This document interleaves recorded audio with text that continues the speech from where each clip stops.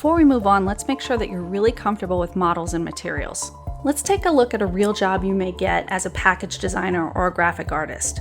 Your client wants you to start with a clear plastic bottle with a slight pink tint. I'm going to go over to my models underneath my starter assets and slide down until I find the lotion bottle with a pump lid. I'm going to drag that out and put it on my stage. Before we even start manipulating the materials, we need to check out what's going on in our interface. Over here in our scene, we can see that our model comes in two parts, the body and the lid, which means that the plastic on the bottom is separate from the plastic on the top. That's really helpful if we need to customize those materials. The second thing I want to check out are my properties. If I look down here at my size, oh my goodness, this is the tiniest lotion bottle on the face of the planet. Now this may or may not be an issue. If we're using our final model in something like augmented or virtual reality, then it may come over too small and we'll have to size it up. Depending on the complexity of those type of situations, that's a lot of extra work. So know what you're using your model for and try to plan that accordingly. So for now, I'm just going to use the sliders to scale it up just a little bit so it's easier to work with. I can use my S key to bring up my scaling tool, but I have a small problem if I do that. If I start to drag these out, it's going to warp my model. I want it to scale up proportionally. That means the same amount in every direction. So the scale tool is not going to help me. What I can do is use the sliders in my property panel, and I want to link them together so that when I move one, they all move up proportionally. So I'm going to click this little chain right next to it, and I'm just going to slide over these numbers. If you see, it turns into a little scrubby hand whenever you put your cursor over the numbers. That makes it an easy way to scale up and down. Now, if I know it needs to be a very precise size, maybe I need it to be exactly 30 centimeters tall, I can come in here and type in 30.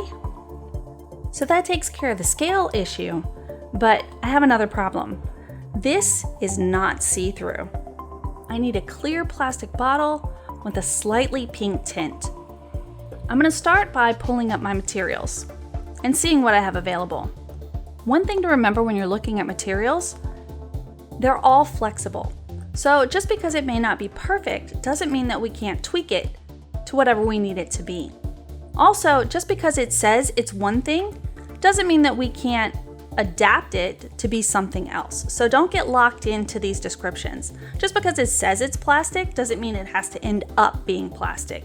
You can use your properties to turn it into whatever kind of material you want. But before I do that, I'm just going to check out the properties on this material and see if there's a quick fix. The first problem I have is both the lid and the body are selected. I know that I want the lid to stay a opaque white color, and I only want the body to be see-through. So to select just the body, I'm going to click off of the model so that everything deselects. And then I'm going to come back over and click on just the body. You can see over in your scene that my body is selected and the lid is not. Right now, the properties are still for the bottle and not for the material. Remember, there's two ways to get to the material properties. We can double click on the icon next to the model, or we can use our action palette and go directly to select material. As you get more comfortable with dimension, this is definitely the easiest way to go.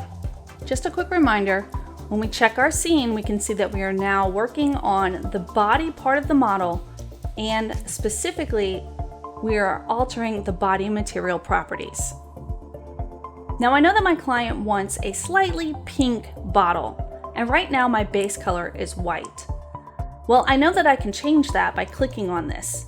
So I'm going to click on the little swatch, and then I'm just going to move my slider around until I find a nice pink color. To get out of this, all you have to do is click on any empty space over here on this navigation part. So this is a pretty good start, but we know that our client wants the bottle to actually be clear plastic with kind of a pink tint. So I can go into my opacity, my roughness, my metallic and glow to see if we can get it to where it needs to be. I'm going to start with opacity because I know that if I bring that down, it's going to become more see-through. So I'm just going to bring that down. I don't want to bring it down all the way because the model will completely disappear, but I can tweak it to where I can see just enough through the bottle. I'm going to use my 1 key to orbit around, and that looks pretty cool. Now, something else I want to pay attention to, the bottle surface it's just kind of like muddy. It's not really super shiny. So if I want it to be super shiny, I know the reason that it looks like this is because the surface has been roughened up a little bit. If I look over here, I can see we're at 37%, and that is not going to do. I want a super smooth, super shiny bottle. So I'm going to bring that roughness all the way down, and oh, look at that now. Now that looks pretty cool. The pink is kind of fading out because the opacity has been brought down, so I can go back in and adjust the base color to strengthen the pink color. The further I go towards saturation, the pinker it's going to get.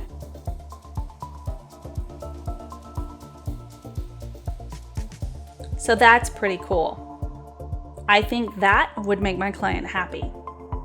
But let's say you pitch this to your client and they come back and decide, oh, I think we want the bottle to be metal instead. Well, that's pretty easy too. You just open up this file and we can bump our metallicness in here. And metal is not see-through, so we are going to bring the opacity back to 100%. Look at that amazing pink bottle. Now, if they want the surface to be a little bit more of a brushed aluminum, we can bring the roughness up until we completely frost out the surface, or we can leave it super shiny. It just depends on what the client wants. One last thing about material properties. Let's pull out a coffee bag. I'm going to zoom in just a little bit so that we can take a closer look at the surface texture. If we notice, it's not a solid color and it looks a lot like paper. Let's go take a look at our material properties. I can see my base color comes from this swatch, so I'm going to click on it to see what color it is. Now notice there's a big difference here. Normally we get our color swatch, but this time we had an image instead. What does that mean? That means that this is just a square swatch created in Photoshop. It's actually a seamless pattern.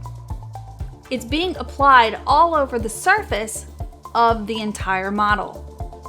So if you want to change the color of something, but you want it to have a texture to it, you can use a reference image file instead of choosing a base color.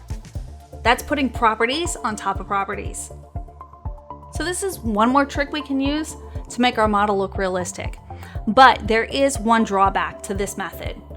If the texture is very deep, it's not going to look that way on our model because we're putting a flat image on top of our model, kind of like wrapping paper.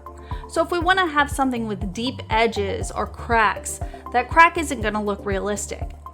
This is the exact reason that substance materials were created. Let's go take a look real quick. I'm going to slide down until I find one that has a pretty deep texture in it.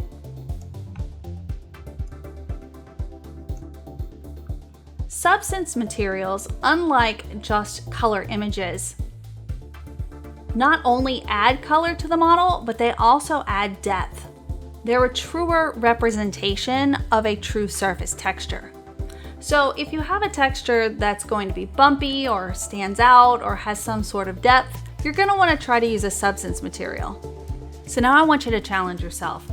I want you to pull 3 models out onto your stage and try and change their properties to where they look like a different material. I've turned my beverage can into a metallic red aluminum.